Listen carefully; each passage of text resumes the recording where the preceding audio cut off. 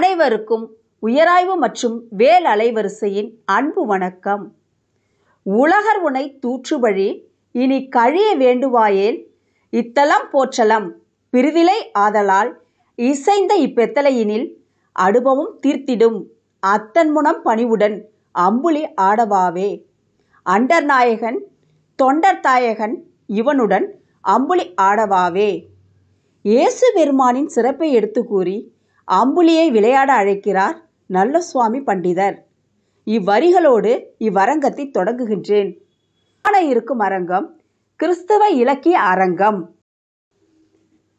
இயேசு கிறிஸ்துவின் காலத்திற்கு பின்னாட்களில் வளர்ச்சி கண்ட கிறிஸ்துவ மதம் உலக சமயங்களில் ஒன்றாக கருதப்படுகிறது. ஐரோப்பியர் வருகை வணிக அடிப்படையாக அமைந்தாலும் சமய பரப்புரையும் மத வளர்ச்சியும் அவர்களது இலக்காக மாறிப்போனது உண்மையாகும். 16ஆம் நூற்றாண்டில் பிரான்சிஸ் சேவியர் காலம் தொட்டு இந்தியாவில் கிறிஸ்தவ சமயம் பரவத் தொடங்கியது. தமிழகத்தில் கிறிஸ்தவ மத கருத்துக்களை பரப்பியவர்களில் முக்கியமானவர்கள் இயேசு சங்க துறவிகள் ஆவர்.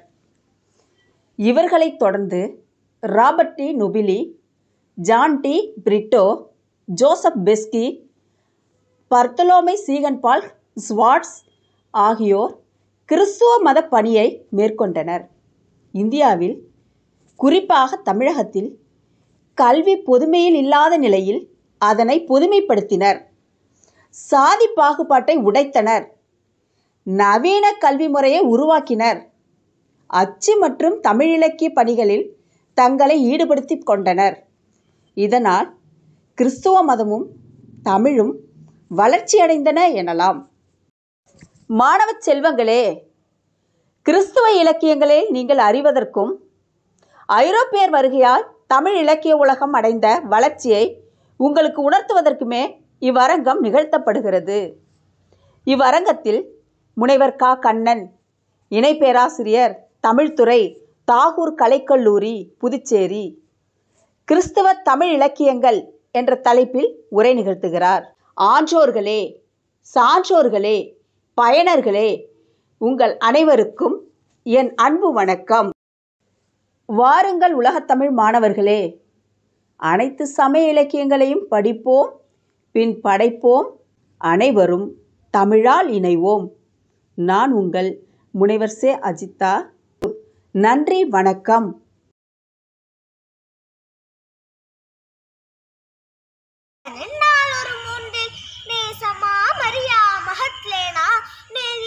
செய்தியை கண்டால் தேசத்தில் இதன் உட்பொருள் கேளிர். தேவர் வந்து நமக்குள் புகுந்தே நாசமின்றி நம்மை நித்தம் காப்பார். நம் அகந்தையை நாம் கொன்று விட்டால் அன்புக்கான் மரியா மகத்லேனா ஆவிக்கான் இயேசு கிறிஸ்து. முன்பு தீமை வடிவினை கொன்றால் 3 நாளில் நல்லுயிர் தோன்றும். பொன் பொலிந்த முகத்தினை கண்டே போற்றுவாள் அந்த நல்லுயிர் தன்னை. அன்பெனும் மரியா மகத்லேனா ஆஹா சால பெருங்கலி இக்தே. உண்மை என்ற சிலுவையில் கட்டி உணர்வை ஆணி தவம் கொண்டு அடித்தால் வண்ண பேருயிர் இயேசு கிறிஸ்து. வானமேனியில் அங்கு விளங்கும் பெண்மைக்கான் மரிய மகத்லேனா பேணு நல்லறம் இயேசு கிறிஸ்து. உண்மை கொண்ட பொழிந்து கண்டீர் நொடியில் இஃது பயந்திடலாகும் என இயேசு கிறிஸ்து பற்றி கவி புனைந்தார் மகாகவி சுப்பிரமணிய பாரதி. முனைவர் அஜிதா அவர்கள் மற்றும் வேளாண்கட்டளையின் சார்பில் அனைவரும் வருக வரவேற்கிறேன்.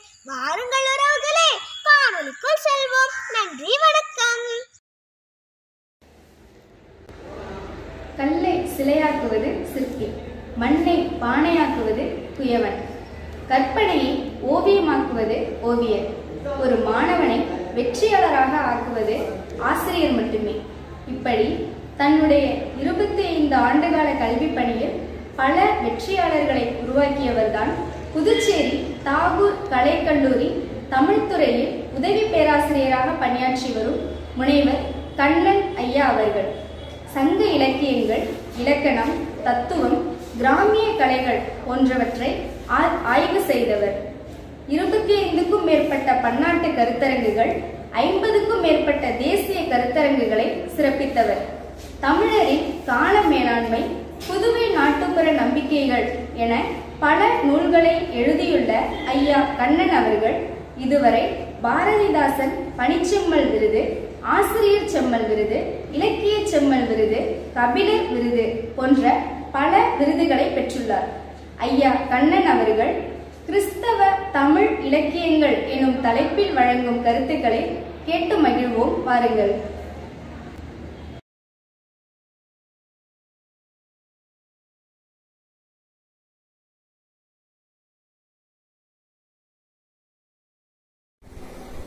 பாராட்டுதலுக்கும் போற்றுதலுக்கும் உரிய தமிழ்துறை தலைவர் மரியாதைக்குரிய முனைவர் அஜிதா குமரன் அவர்களே, தமிழ்துறை பேராசிரியர் பெருமக்களே, மாணவ செல்வங்களே,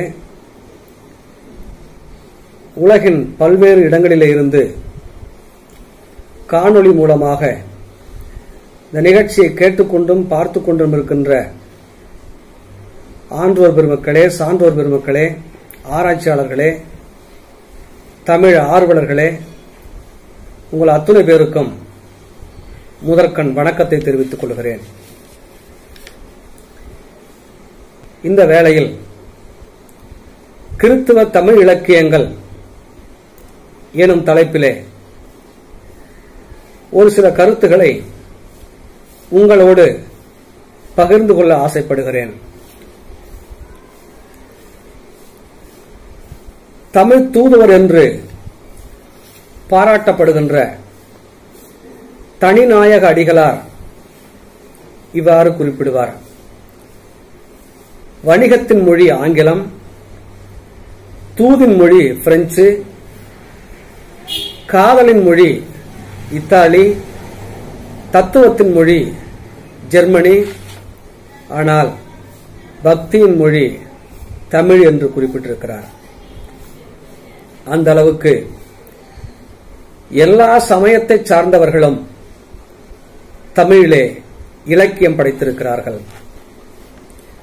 சைவர்கள், வைணவர்கள், சமணர்கள், பௌத்தர்கள், கிறித்துவர்கள், இஸ்லாமியர்கள் என அனைத்து மார்க்கத்தை கடைபிடிக்கக்கூடியவர்களும் தமிழிலே இலக்கியம் படைத்திருப்பதுதான் தமிழ் மொழிக்கான சிறப்பு என்று நாம் சொல்லலாம். அவர்களிலும் மிகுதியாக கிறித்துவர்கள்தான் தமிழ் மொழிக்கும் தமிழ் இலக்கிய இலக்கணத்திற்கும் அருந்தொண்டாற்றியிருக்கிறார்கள். சமய நெறியை பரப்ப வந்த கிறித்துவ பாதிரியார்கள் தமிழ் மொழியின் ஈர்ப்பினாலே தமிழை படித்து, தமிழ் இலக்கண இலக்கியங்களை படித்ததோடு மட்டுமல்லாமல் புதிய படைப்புகளையும் உருவாக்கினார்கள். அந்த வகையில் கிறித்துவ தமிழ் இலக்கியங்கள் எனும் இந்த தலைப்பை 2 பகுதிகளாக நான் அமைத்திருக்கிறேன். ஒன்று, மேலை நாட்டு கிறித்துவர்கள் படைத்த தமிழ் இலக்கியங்கள் என்றும், இரண்டாவது, தமிழ்நாட்டு கிறித்துவர்கள் படைத்த தமிழ் இலக்கியங்கள் என்றும் அமைத்திருக்கிறேன். பெஸ்கி எனும் வீரமாமுனிவர், doctor G U. Pope, Caldwell, Vedanayagam Pillai, H.A. Krishnapillai, Robert de. Nobili, Ellis, Ziegenbalg Iyer, Rhenius Iyer, Vedanayaga Sastriyar, Winslow, Xavier Britto, Nallur Gnanaprakasar, Samuel Pillai முதலானோர் குறிப்பிடத்தகுந்தவர்கள். கிறித்தவர்களாக இல்லை என்றாலும் தமிழ் இலக்கியங்களை படைத்த பெருமை கவிஞர் கண்ணதாசனையும் தமிழ்த்தென்றல் திருவிக்காவையும் சாரும். கவிஞர் கண்ணதாசன் இயேசுகாவியம் என்ற ஒரு அற்புதமான காப்பியத்தையும், தமிழ்த்தென்றல் திருவிக்கா அவர்கள் கிறிஸ்துவின் அருள்வேட்டல் என்ற நூலையும் படைத்திருக்கிறார். முதலாவதாக மேலை நாட்டு கிறிஸ்தவர்கள் படைத்த தமிழ் இலக்கியங்கள் குறித்த தகவல்களை பார்க்கலாம். முதலாவதாக வீரமாமுனிவர் படைத்த இலக்கியங்கள். இவருடைய இயற்பெயர் கான்ஸ்டன்டைன் ஜோசப் பெஸ்கி என்பது. இந்த லத்தீன் மொழி பெயரை தைரியநாதர் என வடமொழி கலந்து பயன்படுத்தினார். ஆனால் தமிழ் சான்றோர்கள் தைரியநாதர் என்பதை வீரமாமுனிவர் என்று மாற்றினார்கள். அந்த பெயரே வரலாற்றில் நிலைத்த பெயராய் அமைந்துவிட்டது. வீரமாமுனிவருக்கு இத்தாலி, லத்தீன், பிரெஞ்சு, கிரேக்கம் முதலான மொழிகள் தெரியும். மொழிகளை மட்டுமல்ல, அந்த மொழிகளில் இருக்கக்கூடிய இலக்கியங்கள் எல்லாவற்றையும் நன்றாக அறிந்தவர். இவர் பல்வேறு இலக்கியங்களையும் இலக்கண நூலையும் உரைநடை நூல்களையும் தமிழ் எழுத்து சீர்திருத்தத்தையும் செய்திருக்கிறார். இவருடைய படைப்புகளிலே மிகவும் பாராட்டப்பட வேண்டிய படைப்பாக தேம்பாவணியை நாம் சொல்லலாம். தேம்பாவணி படைப்பை பற்றி கீவா ஜெகநாதன் இவ்வாறு குறிப்பிடுகிறார். தேம்பாவணி தமிழுக்கு கிடைத்த பேரு சீவக சிந்தாமணி, கம்பராமாயணம் போன்ற காவியங்களைப் போல கவிநயம், கற்பனை வளம் பெற்றது. கற்போர் உள்ளங்களை கவரக்கூடிய காப்பியங்களில் இதுவும் ஒன்று என்கிறார். இந்த தேம்பாவணியிலே ஊக்கமுடைமை, அன்புடைமை, புகழுடைமை, கல்வியுடைமை, பெண் துறவியின் சிறப்பு, வினை தூய்மை, தாழ்ச்சி உடைமை, ஆடவர் கற்பு போன்ற அறநெறி கருத்துக்கள் இடம்பெற்றுள்ளன. தமிழ்நாட்டு கருப்பொருள்களான அன்னம், குயில், யானை, அசோகு போன்றவற்றை கொண்டு எருசலேம் நாடு வர்ணிக்கப்படுவது புதுமையாக உள்ளது. ஜோசப் எனும் பெயரை தேம்பாவணியிலே வளன் என்று பயன்படுத்தியிருக்கிறார். ஜான் எனும் பெயரை கருணையன் என்று பயன்படுத்தியிருக்கிறார். ஐசக் எனும் பெயரை நகுலன் என்று பயன்படுத்தியிருக்கிறார். அப்படிப்பட்ட சிறப்புடைய தேம்பாவணியிலிருந்து ஒரு சில செய்திகளை பார்க்கலாம். யோசேப்பு குறித்து தேவாதி தேவனே கூறுவது போல வீரமாமுனிவர் ஒரு பாடலை படைத்திருக்கிறார். தன்னுயிர் தன்னினும் ஓம்பி தாய் மகன் இன்னுயிர் காத்தனை இனி பயன் கொளி மண்ணுயிர் பெரும் கதி வானில் வந்து உரி நின்னுயிர் வாழ்தலே நீதியாமரோ.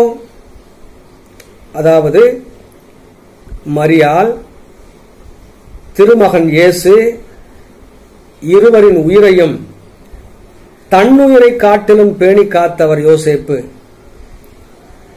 அதன் பயனை இனி நீ காணப்போகிறாய். வான் வீட்டிலே, அதாவது பரலோக ராஜ்யத்திலே நீ வந்தடைவாய், நிலையான வாழ்வை பெறுவாய் என யோசேப்பு குறித்து இறைவனே கூறுவதாக வீரமாமுனிவர் படைத்திருக்கிறார். இன்னொரு முக்கியமான இடத்தை நாம் குறிப்பிட வேண்டும். இயேசு கிறிஸ்து 40 நாட்கள் உண்ணா நோன்பிருந்து, அதாவது உபவாசம் என்று சொல்லுவார்கள், 40 நாட்கள் உபவாசம் இருந்து தம்முடைய சீடர்களுக்கு பல்வேறு வகையான அறக்கருத்துக்களை எல்லாம் வெளிப்படுத்தியிருக்கிறார். அதை குறித்த ஒரு பாடல். கண் தரும் கரம் தரும் செல்ல கால் தரும் உன் தரும் களி தரும் உயிர் தரும் தகும் பண்டு அரும் துயர்கள் நோய் பலவை தீர்தரும் மண்டு அரும் தயை நலம் வழங்க தந்துளான் என்று குறிப்பிட்டிருக்கிறார். கண், கை, கால் இவற்றை தந்திருக்கிறார். உண்ண உணவு கொடுத்திருக்கிறார். உயிரை தந்திருக்கிறார். துயரங்கள் நோய்கள் இவற்றை தீர்த்திருக்கிறார். இவ்வாறு பல தயையை நலங்களை சீடர்களுக்கு கொடுத்திருக்கிறார் என்று குறிப்பிட்டிருக்கிறார். இப்படி இது மாதிரி பல இடங்களில் நாம் படித்து ரசிக்கக்கூடிய, படித்த செய்திகள் மனத்திலே இருத்திக் கொள்ளக்கூடிய இடங்கள் தேம்பாவணியிலே நிரம்ப உண்டு. இவருடைய படைப்புகளிலே திருக்காவலூர் கலம்பகம், கித்தேரி அம்மானை, அன்னை அழுங்கல் அந்தாதி, அடைக்கல மாலை இவையெல்லாம் குறிப்பிடத்தகுந்தவை. உரைநடை வடிவிலே வேத விளக்கம், வேதியர் ஒழுக்கம், பரமார்த்த குரு கதை போன்றவற்றை படைத்திருக்கிறார். உரைநடை இலக்கியம் வீரமாமுனிவரால் எழுச்சி பெற்றது, வளர்ச்சி பெற்றது. ஆகையினாலே தமிழ் உரைநடையின் தந்தை என வீரமாமுனிவர் போற்றப்படுகிறார். இவருடைய தமிழ் பணியிலே குறிப்பிடத்தகுந்தது இவர் செய்திருக்கக்கூடிய எழுத்து சீர்திருத்தம்.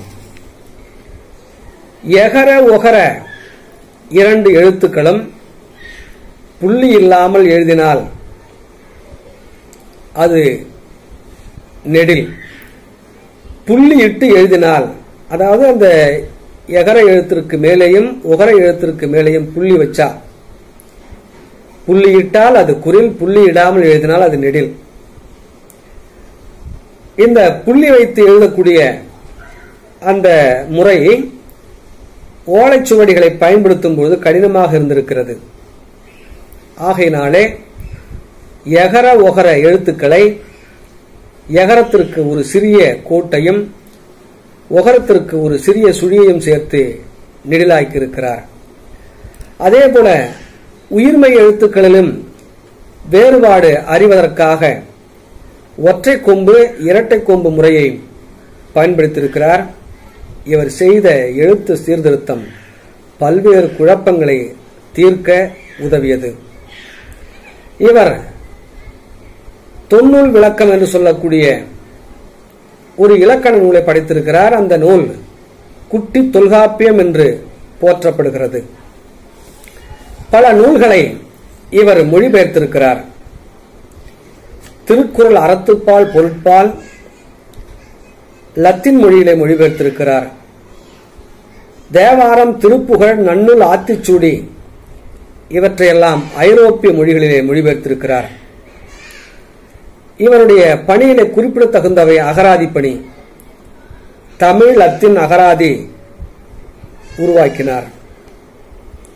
இவ்வளவு சிறப்புடைய வீரமாமுனிவர் தமிழ் மொழி உள்ளளவும் அவர் பெயர் நிலைத்து நிற்கும். அடுத்த அறிஞர் டாக்டர் ஜி.யு. போப் அவர்கள் தமிழ் மீது உண்மையான காதல் கொண்டவர். அவர் இலக்கண இலக்கியங்களை எல்லாம் முறையாக கற்றுத் தேர்ந்தவர். மேலை நாட்டு உளவியல் தத்துவம், கணிதம், அளவை நூல் முதலானவற்றையெல்லாம் தமிழிலே கற்பித்திருக்கிறார். திருக்குறள், திருவாசகம், நாலடியார் போன்றவற்றை ஆங்கிலத்திலே மொழிபெயர்த்திருக்கிறார். தமிழ் இலக்கண கைச்சுவடி, தமிழ் இலக்கண நூல் படைத்திருக்கிறார். புறநானூறு, புறப்பொருள் வெண்பாமாலையின் சில பகுதிகளை ஆங்கிலத்திலே மொழிபெயர்த்திருக்கிறார். இவ்வளவு சிறப்புடைய ஜி.யு. போப் அவர்கள் எனது கல்லறையில் நான் ஒரு தமிழ் மாணவன் என்று பொறிக்கப்பட வேண்டும் என்று விரும்பிய தமிழ் பித்தனாக இருந்திருக்கிறார். நமக்கெல்லாம் கூட அது போன்ற ஒரு பற்று இருக்கிறதா, இருக்குமா, இருந்ததா என்று சொன்னால் அது கேள்விக்குறிதான். மேலை நாடுகளில் இருந்து வந்து தமிழ் மொழியின் சிறப்புகளை எல்லாம் படித்து அவர்கள் தமிழிலே இவ்வளவு சிறப்பான செய்திகள் எல்லாம் இருக்கிறது என்பதை அவர்கள் சொல்லிதான் நாம் அறியக்கூடிய நிலையிலே இருந்திருக்கிறோம். திராவிட மொழிகளின் ஒப்பிலக்கணம் என்ற ஒரு அற்புதமான ஒரு ஒப்பிலக்கண நூலை படித்தவர் டாக்டர் கால்டுவெல் அவர்கள். தமிழ், தெலுங்கு, கன்னடம், மலையாளம், துளு, குடகு ஆகிய மொழிகளை ஆராய்ந்து எழுதப்பட்ட நூல் இந்த ஒப்பிலக்கண நூல். இந்த மொழிகள் அனைத்தும் ஒரே வகையானது என்று நிரூபித்திருக்கிறார். இவர் படைத்த உரைநடை நூல்கள் பல.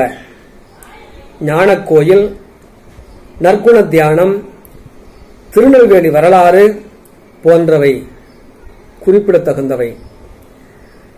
திராவிடம் என்று நாம் இன்றைக்கு பயன்படுத்துகிறோமே, அந்த சொல்லாக்கத்தை கொடுத்தவர் டாக்டர் கால்டுவெல் அவர்கள்தான்.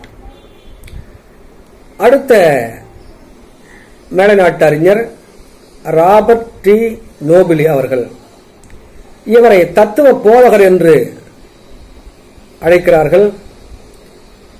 தமிழ்நாட்டு துறவிகளைப் போலவே காவி உடை, கையில் ஜெபமாலை, காலில் பாத குரடு, காதில் குண்டலம் அணிந்தவர். இவர் படைத்த நூல்கள் ஆத்ம நிர்ணயம், ஞானோபதேச காண்டம், மந்திரமாலை, சகுன நிவாரணம், இயேசுநாத சரித்திரம், தத்துவ கண்ணாடி, புனர்ஜென்ம ஆட்சேபம் முதலானவை குறிப்பிடத்தகுந்தவையாகும். அடுத்த அறிஞர் சீகன் பால்க ஐயர். தலித்துகளால் கொண்டாடப்பட வேண்டிய சிறப்புக்குரியவர் சீகன் பால்க ஐயர் அவர்கள். ஏனென்று சொன்னால் சாதிய முரண்பாட்டை களைய முயற்சித்திருக்கிறார். சேரியிலேதான் தமிழை கற்றுக்கொண்டிருக்கிறார். காகித தொழிற்சாலையை கொண்டு வந்த முன்னோடி என்று நாம் இவரை சொல்லலாம். இவர் நீதி வெண்பா, கொன்றைவேந்தன் முதலான நூல்களை எல்லாம் மொழிபெயர்த்திருக்கிறார்.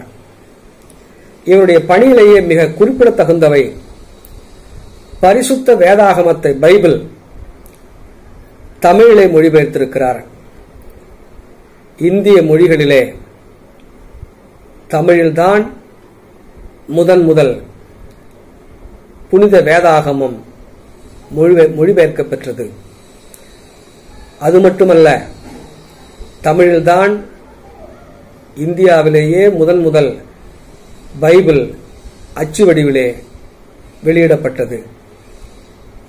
அவ்வளவு சிறப்புக்குரியவர் சீகன் பால்க ஐயர் அவர்கள். இதுவரை பார்த்த இந்த இலக்கியங்கள் எல்லாம் மேலை நாட்டு கிறிஸ்தவர்கள் படைத்த கிறிஸ்தவ தமிழ் இலக்கியங்கள். அடுத்ததாக தமிழ்நாட்டு கிறிஸ்தவர்கள் படைத்த தமிழ் இலக்கியங்கள் குறித்த செய்திகளை நாம் பார்க்கலாம். வேதநாயகம் பிள்ளை, வேதநாயக சாஸ்திரியார், H.A. கிருஷ்ண பிள்ளை போன்றோர் குறிப்பிடத்தகுந்தவர்கள். முதலிலே வேதநாயகம் பிள்ளையை குறிப்பிடலாம். இவர் திருவருள் அந்தாதி, தேவமாதா அந்தாதி, பெண்மதி மாலை போன்ற நூல்களை படைத்திருக்கிறார். இவருடைய சிறப்பு தமிழ் கூறும் நல்லுலகம் முழுவதும், ஏன் உலகம் முழுவதும் அறியக்கூடிய ஒன்று, அறிந்த ஒன்று என்னவென்றால், தமிழில் தோன்றிய முதல் நாவல் பிரதாப முதலியார் சரித்திரம் என்ற நாவலை படைத்த சிறப்புக்குரியவர் வேதநாயகம் பிள்ளை அவர்கள். சுகுண சுந்தரி சரித்திரம் என்ற நூலையும் அவரே படைத்திருக்கிறார். தாம் நீதிபதியாக இருந்த போதிலும் தம் தொழில் மீது கொண்ட பக்தியின் காரணமாக தம்முடைய உள்ள கிடக்கையை அவர் பாடலாக வெளிப்படுத்தியிருக்கிறார். அது படித்து இன்புறத்தக்கதாக அமைந்திருக்கிறது. நீதிபதி எப்படி இருக்கணுமா? அப்பன் பாட்டன் சொன்னாலும் அறநெறி கைவிடாமல் தரும தேவதை நியாயத்தளந்தனில் நடிக்க, தப்பு சாட்சிகள் கிடுகிடு எனவே துடிக்க, இரு மைல்கள் அநீதியே ஓட்டம் பிடிக்க, லஞ்சம் வாங்கிகள் வெட்கத்தால் உயிர் மடிக்க, அப்படி என்று குறிப்பிட்டிருக்கிறார். அடுத்த தமிழ்நாட்டு கிறித்துவ தமிழறிஞர் வேதநாயக சாஸ்திரியார் திருநெல்வேலியிலே பிறந்தவர். பராபரன் மாலை, ஞான கும்மி, ஆதி ஆனந்தம், ஞான ஏற்றப்பாட்டு இவற்றோடு பெத்லகேம் குறவஞ்சி என்ற நூலையும் படைத்திருக்கிறார். பெத்லகேம் குறவஞ்சியிலே இயேசுநாதர் பாட்டுடை தலைவனாகவும் சீயோன் மகள் பாட்டுடை தலைவியாகவும் கொண்டு இயற்ற பெற்றிருக்கிறது. பெத்லகேம் குறவஞ்சி விடுகலை வடிவிலே இயேசுநாதரின் வரலாற்றையும் வடிவ அழகையும் காரண காரிய தொடர்புகளையும் எடுத்து காட்டுகிறது. பெத்லகேம் குறவஞ்சியிலே அவர் பயன்படுத்தியிருக்கக்கூடிய சொற்கள் தமிழுக்கு புதியவை. அது என்ன சொல் பாருங்களேன். அல்லேலுயா, ஓசன்னா என்று அருளின சொற்கு அர்த்தம் என்ன வஞ்சி. அதாவது இந்த சொற்களுக்கெல்லாம் என்ன அர்த்தம் அப்படி என்று கேட்பது போல அந்த விடுகதை அடிப்படையில் அமைந்திருக்கக்கூடிய செய்தி அது. தமிழ் சொற்கள் இல்லாத பொழுதும் இவை அல்லேலுயா ஓசன்னா என்பவை வாழ்த்து பொருளுடையவை. அல்பா ஒமேகா, ஆதி அந்தம் இல்லாத இறைவனை வணங்குவோம் என்ற பொருளிலே அந்த சொற்கள் எல்லாம் பயன்படுத்தப்பட்டிருக்கிறது பெத்லகேம் குறவஞ்சியிலே. அடுத்ததாக நீதி நூல் என்ற ஒரு அற்புதமான நூலையும் வேதநாயக சாஸ்திரியார் படைத்திருக்கிறார். அந்த நூலிலே பொறாமை எனும் பொருண்மையிலே அமைந்திருக்கக்கூடிய ஒரு பாடலை நாம் பார்க்கலாம். மாங்கனி வாயில் கவ்வி மரத்திடை இருக்கும் அந்தி, பாங்கர் நிழலை வேறோர் பழமுனும் குரங்கு என்று எண்ணி, தாங்கரும் அவாவில் தாவி சலத்திடை இறந்தது ஒப்ப, நீங்கரும் பொறாமையுள்ளோர் நிலத்திடை கெடுவர் நெஞ்சே என்று குறிப்பிடுகிறார். பொறாமை என்பதை திரும்பி படிச்சு பாருங்களேன். அவங்க நிலை என்ன ஆகும் என்பது சொல்லாமலே தெரியும். அடுத்த தமிழ் அறிஞராக அடையாளம் காணப்பட வேண்டியவர் H.A. கிருஷ்ணபிள்ளை. இவரை கிறித்துவ கம்பர் என்று பாராட்டுவார்கள். கிறித்துவ மார்க்கத்தில் ஈடுபாடு கொண்டு கம்பராமாயணத்தின் மீது பற்று கொண்டு கம்பராமாயணத்தை முழுக்க படித்து தாம் படைத்த கிறித்துவ தமிழ் இலக்கியங்களிலே கம்பராமாயணத்தினுடைய மனம் வீசும்படியாக அந்த கவிதை அமைந்திருக்கிறது, அந்த செய்யுள் அமைந்திருக்கிறது. கம்பராமாயணத்தினுடைய கவிநயத்தை இவருடைய ரட்சண்ய யாத்திரிகம், ரட்சண்ய மனோகரம், ரட்சண்ய குரல் முதலான நூல்களிலே பார்க்கலாம். ரட்சண்ய யாத்திரிகம் உண்மையிலேயே படித்து நாம் பரவசப்படக்கூடிய ஒரு பக்தி பணுவலாக அமைந்திருக்கிறது. பாவமுள்ள உயிர் கவலையால் நொந்து கிறிஸ்துவின் அருளால் திருந்தி மோட்சமடைவதை இந்த நூல் குறிப்பிடுகிறது. இந்த நூலிலே சிலுவைப்பாடு என்ற அந்த பகுதியிலே இடம்பெற்றிருக்கக்கூடிய பாடல்கள் எல்லாம் ஆழ்வார்கள் நாயன்மார்கள் படைத்த பக்தி உருக்கமான பாடல்கள் இருக்கும் அல்லவா, அது போன்ற உருக்கம் நிறைந்த பாடல்களாக அவையெல்லாம் இருக்கின்றன. ஒரு காட்சி, யூதாஸ் இயேசுவை காட்டிக் கொடுக்கிறான். இயேசுவை பாரமான சிலுவை கையிலே கொடுத்து அழைத்துக் கொண்டு போகிறார்கள். அவர் அணிந்திருந்த ஆடையை நீக்கி கந்தலான ஆடைகளை அணிவிக்கிறார்கள். சுமக்க முடியாத பாரமான சிலுவையை அவரை எடுத்து வருமாறு பணிக்கிறார்கள். நடக்க முடியவில்லை. கால்கள் தள்ளாடுகின்றன, கண்களோ பஞ்சடைந்து விட்டன. இந்த காட்சியை ஜெருசலேம் நகரத்தில் இருக்கக்கூடிய பெண்கள், சிறார்கள், பார்க்கக்கூடிய அத்துணை பேரும் கன்னி மரியாள் பெற்றெடுத்த புதல்வனுக்காய் இந்த கதி என்று கண்ணீர் வடிக்கிறார்கள். கல்வாரி மலையிலே சிலுவையிலே 3 ஆணியால் அறையப்படுகிறார். அப்பொழுது இந்த காட்சி தத்ரூபமாக நம் கண் முன்னே கொண்டு வந்து சேர்க்கிறார் H.A. கிருஷ்ணபிள்ளை அவர்கள். தன்னறிய திருமேனு சதைப்புண்டு தவிப்பெய்தி பன்னறிய பலபாடு படும்போதும் பரிந்தெந்தாய் இன்னதென அறிகில்லார் தாம் செய்வது இவர் பிழையை மன்னியும் என்று எழிற்கணிவாய் மலர்ந்தார் நம் அருள்வல்லல். அதாவது நாம கசாப்பு கடைக்கு போறோம், அங்க போய் கறி வாங்குறதுதான் நிக்கிறோம். அந்த கறியில எப்பயோ அந்த ஆட்டை அடிச்சிருப்பான் அல்லது மாட்டை அடிச்சிருப்பான், உயிர் போயிருக்கும். ஆனால் பல மணி நேரம் கழித்தும் கூட அந்த தசையிலே கரியிலே ஒரு துடிப்பு இருப்பதை நாம் பார்க்க முடியும்.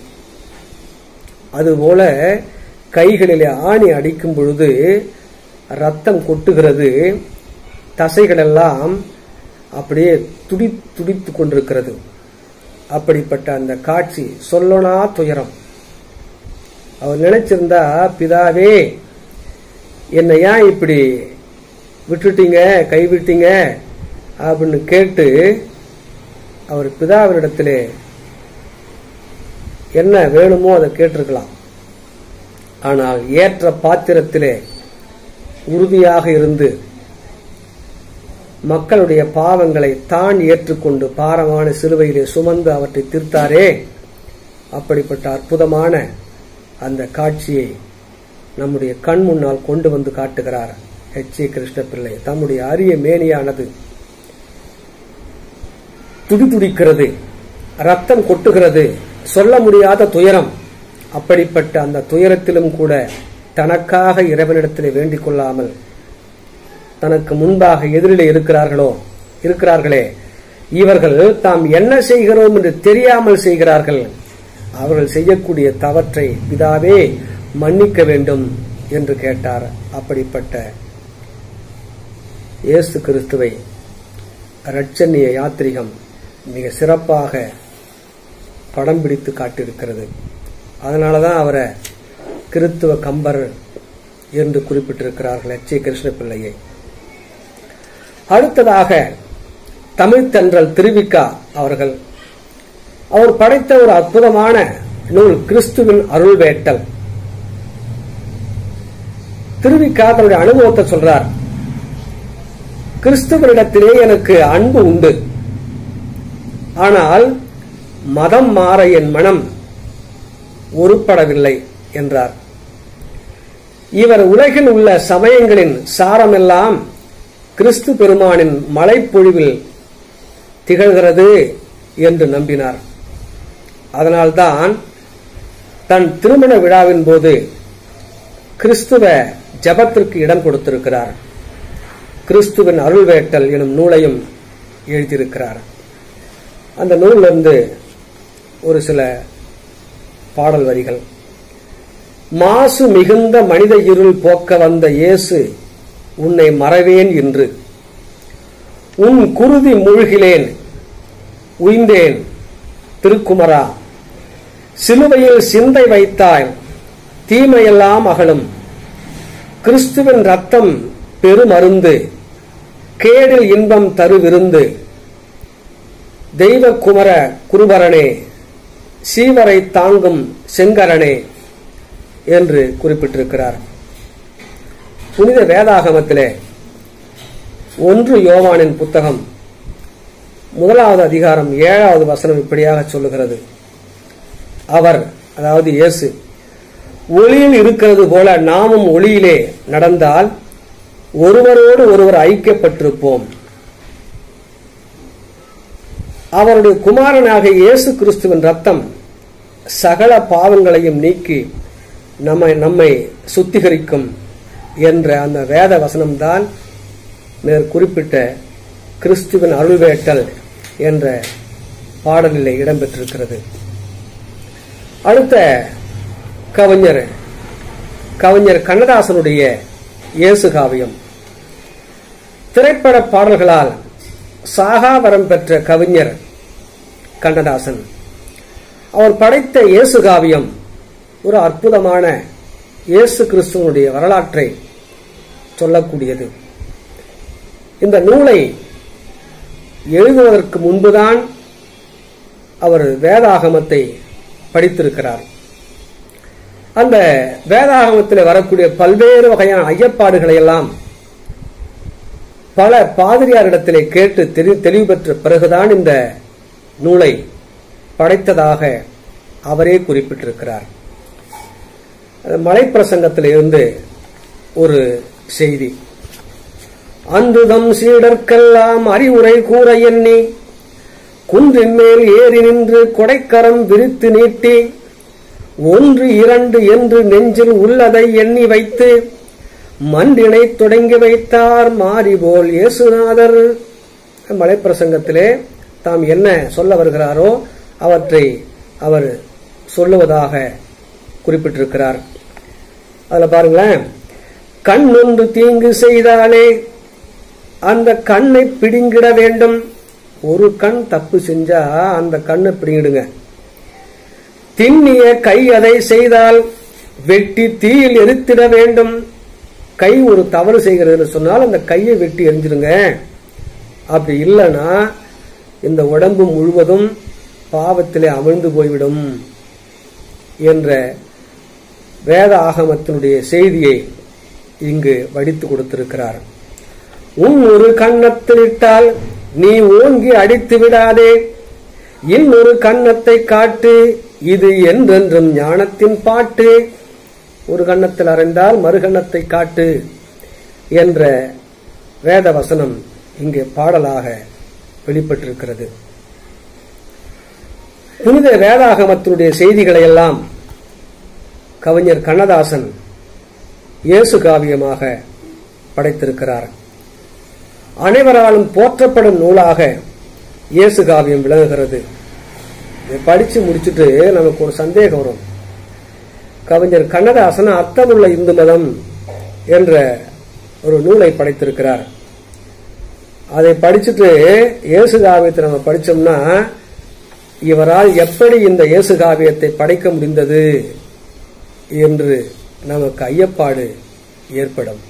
அப்படிப்பட்ட சிறப்புடைய நூலாக இயேசு காவியம் விளங்கியிருக்கிறது. நிறைவாக, இயேசு மரத்தை கடந்து மானிடத்தை போற்றியவர். உலக மக்களின் பாவங்களை தாம் ஏற்றுக்கொண்டு பாவ பலியாக தன்னையே ஒப்புக் கொடுத்தவர். இயேசு ஏதோ கிறிஸ்தவர்களுக்கான தெய்வம் அல்ல, கிறிஸ்தவர்களுக்கான தெய்வம் மட்டுமல்ல, அனைத்து மக்களுக்கும் உரிய தெய்வம்.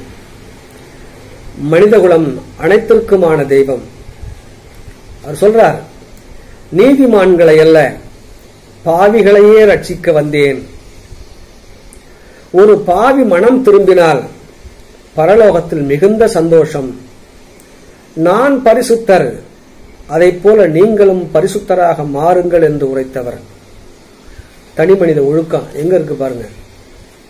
இது போன்ற வேதாகம நெறிகளை, மக்களுக்கு வழிகாட்டும் விதிமுறைகளை கிறிஸ்துவ தமிழ் இலக்கியங்கள் வெளிப்படுத்தியுள்ளன. கிறிஸ்துவ இலக்கியங்களில் நிகழ்வு எருசலேம், எகிப்து, இஸ்ரேல் போன்ற இடங்களில் நடப்பதாக இருக்கும். ஆனால் தமிழ் இலக்கிய மரபை ஒட்டியே, இலக்கிய நெறிமுறைகளை ஒட்டியே இலக்கியம் படைத்திருக்கக்கூடிய நிலையை நாம் பார்க்கலாம். தமிழ் இலக்கியங்களை ஆழமாக கற்று தேர்ந்து அதில் தோய்ந்து அதன் அடிப்படையிலேயே கிறிஸ்துவ தமிழ் இலக்கியங்கள் படைத்துள்ளமை பாராட்டுக்குரியதாகும். கிறிஸ்துவர்களின் இந்திய வருகை, தமிழக வருகை, இந்த வருகையால் மக்கள் அனைவரும் கல்வி பெற்றனர். சாதிய ஏற்றத்தாழ்வுகள் மறைய வழிவகை காணப்பட்டது. அச்சுக்கூடங்களை நிறுவி ஓலைச்சுவடிகளில் கிடந்த மறைந்து கொண்டிருந்த தமிழ் இலக்கியங்களை அச்சு வடிவிலே பாதுகாத்த நிலை ஏற்பட்டது. உரைநடை இலக்கிய வகைமை என்ற ஒன்றை உருவாக்கிய பெருமை இந்த சான்றோர் பெருமக்களையே சாரும். புதினம், சிறுகதை, கட்டுரை, மொழிபெயர்ப்பு போன்ற நவீன இலக்கிய வகைமைகள் கிறிஸ்தவர்களால் தமிழுக்கு அறிமுகம் செய்யப்பட்டது. தமிழ் இலக்கியங்கள் புதுமைக்கு மாற, ஏற்றம் பெற கிறிஸ்தவர்களின் பங்கு முக்கியமாக இருந்திருக்கிறது. தொடர்ந்து தமிழ்கூறு நல்லுலகில் தமக்கென்று ஒரு தனித்துவத்தை தக்க வைத்துக் கொண்டிருக்கின்ற அரசு கலைக்கல்லூரி தமிழ்துறை தலைவர் முனைவர் அஜிதா குமரன் அவர்களை எவ்வளவு பாராட்டினாலும் தகும். அப்படிப்பட்ட அவர் தொடர்ந்து ஆரோக்கியமாக இயங்கிக் கொண்டிருக்க வேண்டும், பல்வேறு புதுமைகளை படைக்க வேண்டும் என்று வாழ்த்தி இந்த அரிய வாய்ப்புக்கு நன்றி பாராட்டி விடைபெறுகிறேன். நன்றி, வணக்கம்.